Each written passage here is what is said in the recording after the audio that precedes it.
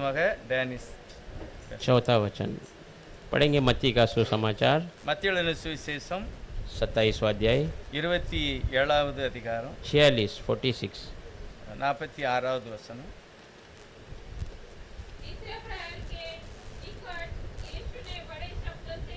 சபக்தானி என்று மிகுந்த சத்தமிட்டு கூப்பிட்டார். அதற்கு என் தேவனே, என் தேவனே, ஏன்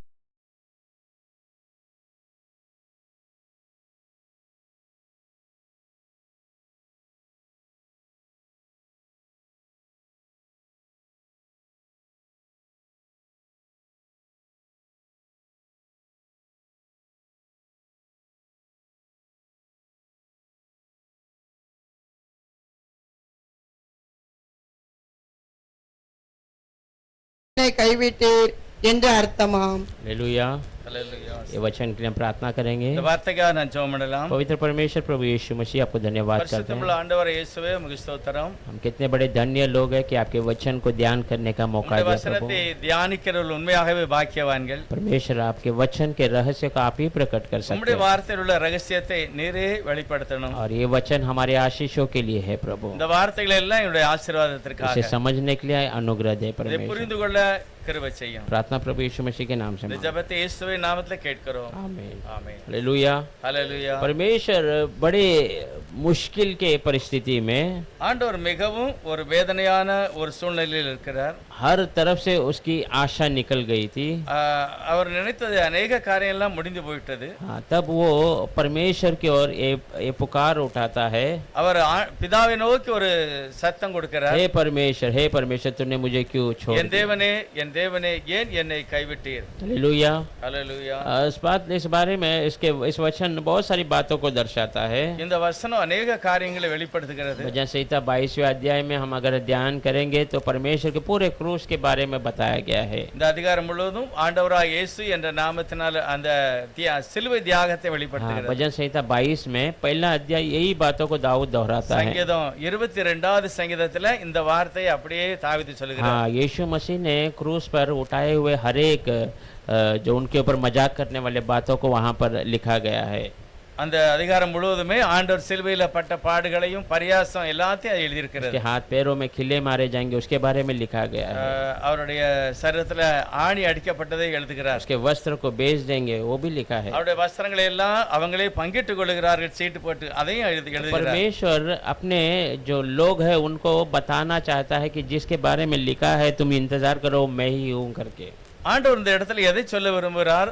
பழைய ஏற்பாட்டில் எழுதப்பட்ட எல்லா தீர்க்க தரிசனமும் என்ன பற்றி தான், அதை சொல்லதான் இந்த மாதிரி எல்லாம் வசனங்களை பேசுகிறார். हालेलुया। ஹல்லேலூயா. देखिए हम शुरुआत दुनिया के इतिहास से अगर हम देखते आएंगे நாம் तो உலகத்தினுடைய சிருஷ்டிப்பை பார்க்கும்போது परमेश्वर इंसान से एक अच्छा लगाव रखा हुआ रहता है। ஆண்டவர் மனுஷனோடு ஒரு நல்ல பழக்கத்தை வைத்திருந்தார். परमेश्वर ने उसीलिए आदम को अपने स्वरूप से बनाया ஆகவேதான் தேவன் ஆதாமை தன்னை போலவே உருவாக்கினார். और उससे हमेशा मिलकर बातें करना परमेश्वर को बहुत अच्छा लगता है। ஆண்டவர் அடிக்கடியாக அவனோட பேச விரும்புகிறார். शाम के समय जाकर उससे बातें करता था। ऐसा தினமும் वचन कहता சாயங்கால நேரத்துல அவனோடு பேசுகிறார். है। ऐसे बहुत सारे मनुष्य के साथ परमेश्वर संगति रखा हुआ हम देख सकते हैं। இன்னும் अनेक மனுஷரோடு கர்த்தர் நல்ல பழக்கத்தை வைத்திருந்தார் என்று பார்க்கலாம். हाँ, परमेश्वर के पवित्र शास्त्र में पवित्र लोग बहुत सारे लोग हैं। பரிசுத்த வேதாகமத்தில் अनेक பரிசுத்தவான்கள். अब्राहम को हम देखेंगे वो जो है धर्मी के रूप में परमेश्वर के निकट जाना जाता था। ஆபிரகாம் கூட ஒரு நீதிமானாக ஆண்டவரோடு கூட நின்று பேசுகிறார். क्योंकि वो परमेश्वर की बातों को सुनकर उसका सीधा पालन करना शुरू कर दिया। ஆண்டவருடைய வார்த்தையை கேட்ட ஆபிரகாம் அவர் சொன்னபடியே நடக்க ஆசைப்பட்டார். ईसाक, याकूब, यूसुफ ये सब परमेश्वर से संगति में रहने वाले लोग हैं। ஆபிரகாமுடைய பையன் ஈசாக்கு, யாக்கோபு, யோசேப்பு எல்லாருமே தேவனோடு நடக்க விரும்பினவர்கள். मूसा को हम देखते हैं वो परमेश्वर से चेहरा मिलाकर बात करने वाला। மோசேயை பற்றி வேதம் சொல்லுகிறது தேவனோடு முகமுகமாய் தரிசித்தவர். परमेश्वर स्वयं उसकी गवाही देता है, वो मेरे घर में हर जगह पर सच्चा और ईमानदार पाया ஆண்டவர் गया। கூட சொல்லுகிறார் மோசே என்ற வீட்டில் எங்கும் உண்மை உள்ளவனாக இருந்தார். ऐसा परमेश्वर इंसान के साथ एक अच्छा लगाव में हमेशा हम देख सकते हैं। ஆண்டவர் எப்பொழுதுமே மனுஷனோடு ஒரு நல்ல பழக்கமா இருக்க பேசுகிற விரும்புகிறார். दाऊद के बारे में लिखा है वो मेरा हृदय का खास है। தாவீதை பற்றி சொல்லுகிறார், அவன் என்னுடைய இருதயத்துக்கு ஏற்றவன். जो परमेश्वर चाहता है वो बातों को दाऊद कर देता है। தேவன் விரும்புகிற अनेक காரியங்களை தாவீது செய்தார். हालेलुया।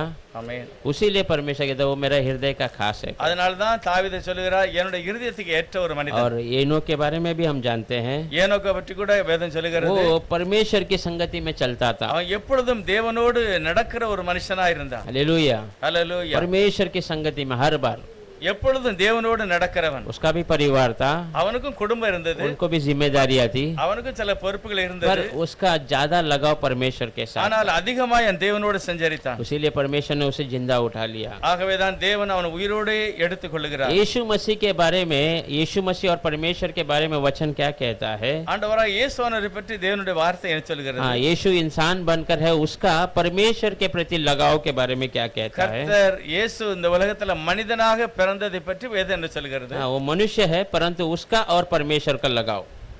அவர் மனிதனாக இருந்தாலும் அவருக்கும் தேவனுக்குள்ள தொடர்பு என்னது? पढ़ेंगे யோहन्ना का किताब पहला अध्याय 18 वचन। யோனா தீர்க்கதரிசி யோவான் 1வது அதிகாரம் 18வது வசனம். தேவனை ஒருவனும் ஒரு காலம் கண்டதில்லை. பிதாவின் மடியில் இருக்கிற ஒரே பேரான குமாரனே அவரை வெளிப்படுத்தினார்.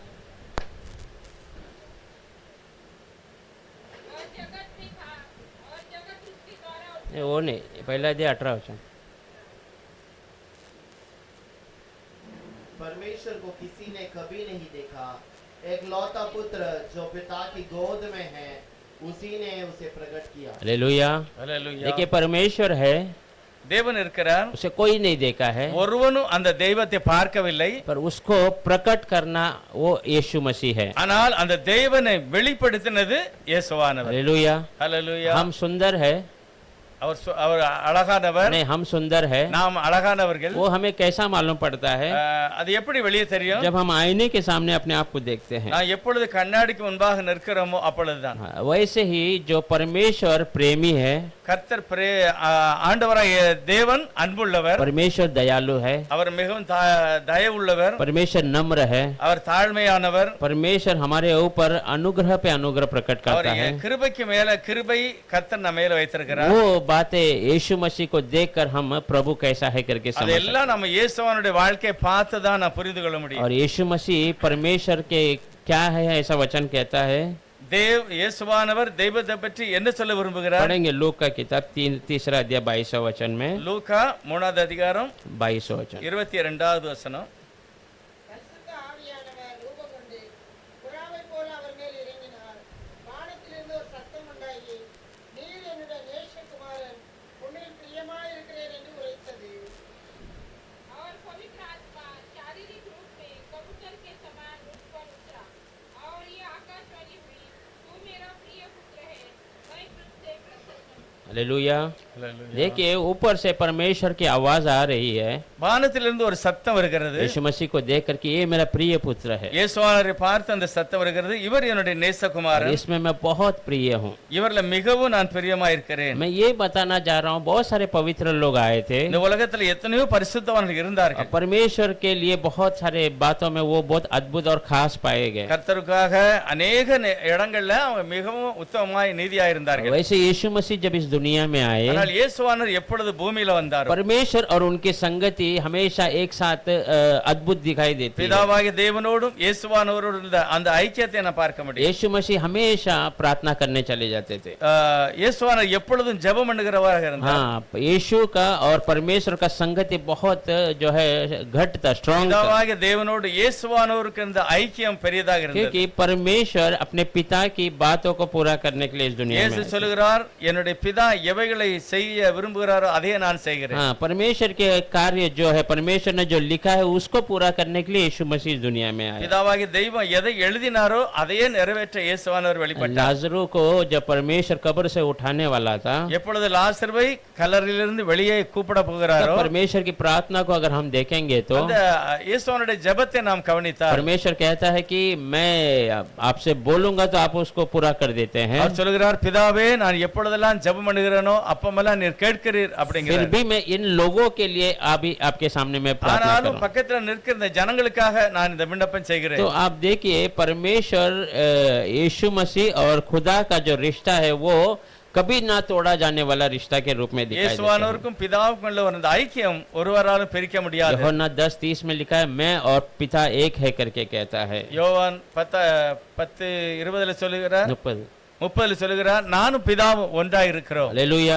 ஹல்லேலூயா. जब वो यीशु मसीह क्रूस की तरफ जा रहा था, இயேசுவானவர் எப்பொழுது சிலுவைக்கு போகிறாரோ उस क्रूस पर जाने के पहले वो गेत्सेमने के बाग में प्रार्थना कर रहा அந்த था, கெத்செமனேல போய் இயேசுவானவர் ஜெபம் பண்ணும்போது तो वो परिपूर्णता से टूट गया था। அவர் முழுவதுமாக உடைக்கப்பட்டார். वो जो है उसको तसल्ली की बहुत जरूरत थी। அவருக்கு மிகவும் அவருக்கு ஒரு சகாயம் தேவைப்பட்டது. तो விடுதலை. हम वचन में देखते हैं वो स्वर्ग से दूत उतर कर उनको तसल्ली दिया कर। பைபிள் சொல்லுது வானத்திலிருந்து ஒரு தேவதூதன் வந்து அவரை பலப்படுத்தினார். देखिए परमेश्वर कैसे यीशु मसीह को अगुवाई कर कर चल रहा था। எப்படி இயேசுவானவரை அவர் வழி நடத்துகிறார். हर प्रकार के जरूरतों को, हर बातों को उसका पूरा करके दिया है। அவருடைய எல்லா தேவைகளையுமே அவர் அந்தந்த நேரத்தில் செய்தார். जो प्रभु ने बोला वो वहां पर पूरा हो जाता था। எப்பொழுது பிதாவாகிய தெய்வத்தை நோக்கி ஜெபித்தாரோ அப்பொழுது அது நடந்தது. पर यहाँ पर जब क्रूस पर आते ही परमेश्वर, जब यीशु मसीह देखता है कि पिता ने अपने चेहरे को मेरे ओर से दूर कर दिया है, ஆனால் சிலுவையில இயேசுவானவர் அடிக்கப்பட்ட பிறகு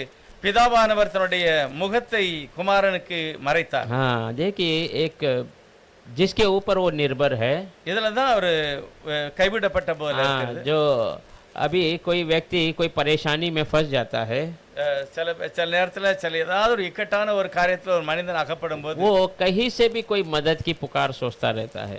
எங்கேயாவது இருந்து நமக்கு உதவி வருமா அப்படின்னு எதிர்பார்ப்பாங்க. कहीं से कुछ तो थोड़ा सा रोशनी दिखेगा कि ऐसा हो सकता எங்கேயாவது है। இருந்து நமக்கு கொஞ்சம் வெளிச்சம் கிடைக்குமா அப்படின்னு பார்ப்பாங்க. ऐसे परिस्थिति में यीशु मसीह पाया जा அப்படிப்பட்ட रहा ஒரு சூழ்நிலையில தான் இயேசுவானவர் சிலுவையில் है। इसका இருந்தார். कारण कौन है? அதுக்கு எல்லா காரணம் என்ன?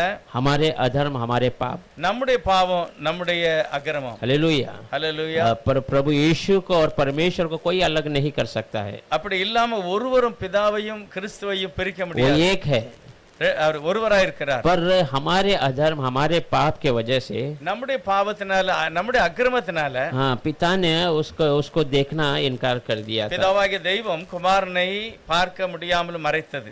बहुत मुश्किल स्थिति में।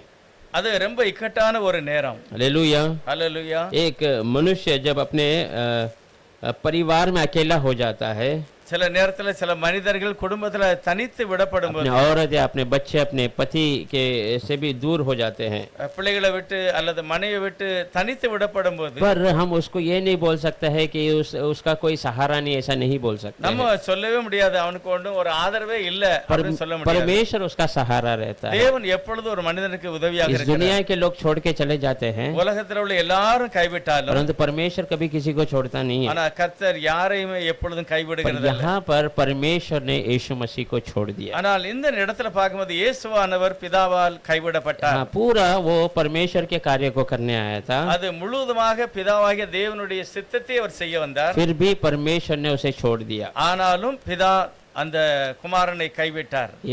इसका अहम सिर्फ हमारे पाप और हमारे अधर्म है। அதுக்கு ஒரே ஒரு காரணம் மனுஷர்களாகிய நம்முடைய பாவமும் நம்முடைய அக்கிரமமே. हालेलुया। ஹல்லேலூயா. हालेलुया। ஹல்லேலூயா.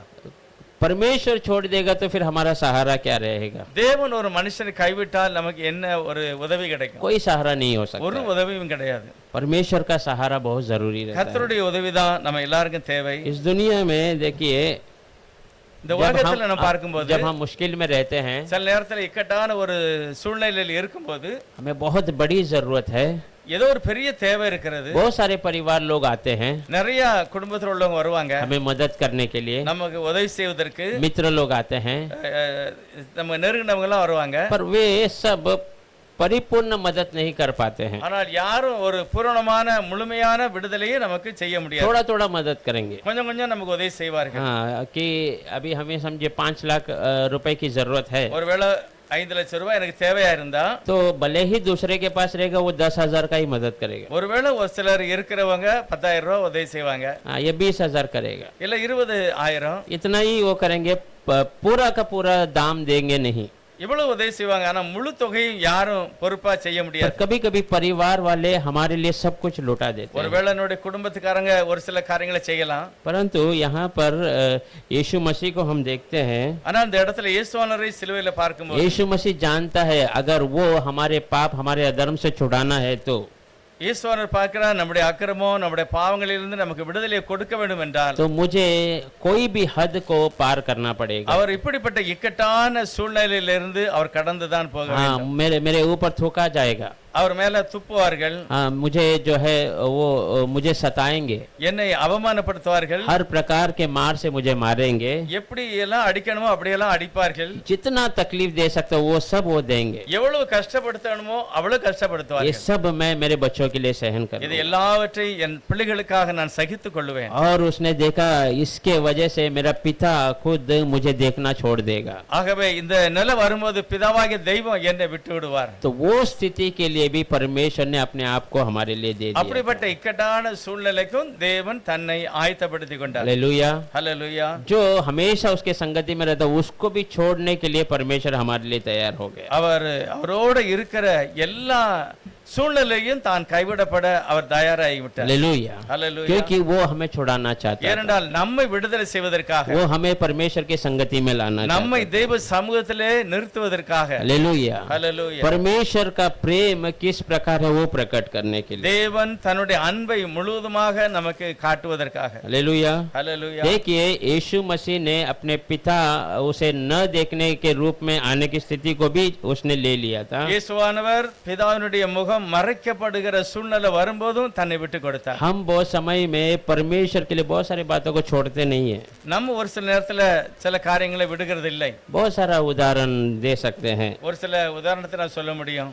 अगर किसी को बच्चा नहीं हो बच्चों का मांग करता है, சில பிள்ளைகளுக்கு கிடையாது, அவங்க பிள்ளைகள் கேட்பாங்க. जब बच्चा होता है वो कलीसिया में नहीं आता है, ஒருவேளை அந்த பிள்ளைகளுக்கு அவங்களுக்கு குழந்தை கிடைச்சுன்னா பிறகு சபைக்கு வர மாட்டாங்க. फिर कहता है वो बच्चा हमें बैठने नहीं दे रहा है, ऐसा करके। அந்த பிள்ளை என்ன சபையில உட்கார விட மாட்டேங்குன்னு சொல்லுவாங்க. हाँ, कोई नौकरी नहीं रहता, परमेश्वर के द्वार पर पड़ा रहता है। சிலர் வேலை இல்லாம ஆண்டவருடைய சமூகத்திலே படுத்து जब கிடப்பார்கள். नौकरी मिल जाता कहता मुझे वहां पर छुट्टी नहीं मिल रहा है। வேலை கிடைச்சவர் சொல்லுவாங்க எனக்கு சரியா லீவு கிடைக்கல அப்படிம்பாங்க. ऐसे बहुत सारे उदाहरण है நிறைய காரியத்தை இப்படி कि செய்வாங்க. हम उसको मसीह के लिए छोड़ते नहीं है, சில காரியங்களை நம்ம கிறிஸ்துவுக்காக விட்டு கொடுக்கிறது परंतु இல்லை. यहाँ पर यीशु मसीह ने सब कुछ हमारे लिए छोड़ ஆனால் दिया। இயேசுவானவர் சிலுவையில நமக்காக எல்லாவற்றையும் விட்டு கொடுத்தார். उसका और परमेश्वर की संगति खुद हमारे वजह से टूट गया था। பிதாவுக்கும் குமாரனுக்கும் இருக்கிற அந்த இடைவெளியை தேவன் விட்டு கொடுத்தார். हाँ, क्योंकि वो हमसे प्रेम करता है। ஏனென்றால் இயேசு நம்மை நேசிக்கிறார். हालेलुया। ஹல்லேலூயா. उसने हमारे लिए वो सारे हद को उसने पार किया हमें छुड़ाने के लिए। நமக்காக கிறிஸ்துவானவர் முழுமையாய் கைவிடப்பட்டார். हालेलुया। ஹல்லேலூயா. उसीलिए जब वो देखता है वो कहता है मेरे पिता तूने मुझे क्यों छोड़ दिया। ஆகவேதான் சொல்கிறார் பிதாவே ஏன் என்னை கைவிட்டீர். हालेलुया। ஹல்லேலூயா. ये वचन द्वारा परमेश्वर हमें आशीष கர்த்தர் இந்த करेगा। வசனத்தினாலே தேவனுடைய அன்பை நாம் புரிந்து கொள்வோம். हम प्रार्थना करेंगे। ஜெபம் பண்ணலாம். पवित्र परमेश्वर आपको धन्यवाद करते हैं, பரிசுத்தமுள்ள தேவனே நாங்கள் நன்றி சொல்கிறோம். कितना अद्भुत आपका प्रेम है। எவ்வளவு ஒரு அற்புதமான உம்முடைய அன்பு. हमारे लिए आपने अपने पिता की संगति को तोड़ दिया। எங்களுக்காக பிதாவினுடைய அந்த முகம் கூட உமக்கு மறைக்கப்பட்டது. हाँ, फिर भी आपने हमें छुड़ाना, परमेश्वर आप ही हमें छुड़ा सकते थे। அப்படிப்பட்ட நிலையிலும் நீர் எங்களை கைவிடவில்லை. उसीलिए हम वो कहते हैं परमेश्वर आप हमारा प्रेमी परमेश्वर हैं। ஆகவே நாங்கள் சொல்கிறோம் நீர் எங்களுக்கு அன்பான ஒரு தெய்வம். इस समय में परमेश्वर हम भी बहुत सारी बातों को छोड़कर आपको परिपूर्णता से पकड़ने நானும் की கூட मदद உலக करें। பிரகாரமான நிறைய காரியங்களை விட்டு விட்டு உம்மை பின்பற்ற உதவி செய்யும். हाँ, सब कुछ छोड़कर हम आपकी ओर बढ़ने की எல்லாவற்றையும் விட்டுட்டு உமக்கு பின்னால வரணும். मदद कीजिए प्रभु। எங்களுக்கு உதவி செய்யுங்க கர்த்தாவே. प्रार्थना प्रभु यीशु मसीह के नाम से இந்த मांगते हैं। ஜெபத்தை இயேசு கிறிஸ்து நாமத்துல நாங்கள் கேட்கிறோம். ஆமென். ஆமென்.